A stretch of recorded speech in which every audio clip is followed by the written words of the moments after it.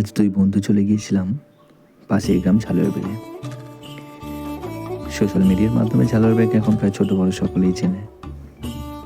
তবে ছোটবেলা থেকেই বিশেষ করে আমাদের কাছে এটি প্রসিদ্ধ সবুজেদের এক নিবিড় গ্রাম হিসেবে। আর এটা স্টেশন চত্বর, যেটা পুরোটাই সবুজে ঢাকা, বলা যায় জঙ্গলে ঢাকা। না, রক্ষণাবেক্ষণ সেভাবে হয় বলে আমি জানি না, তবে হ্যাঁ, এখানে আসলে সবুজের কাছাকাছি অনেকটা থাকা যায়, যেখানে আসলে মন ভালো হয়ে যায়।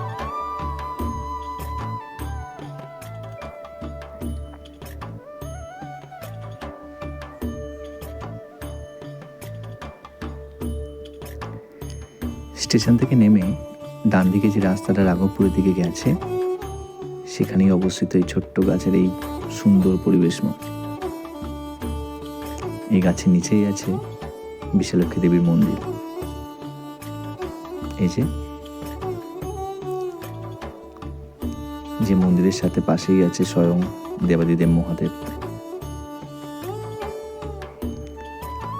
ধরলাম এবার বাড়ি ফেরার পথে দেখে নেওয়া সবুজ মাঠ,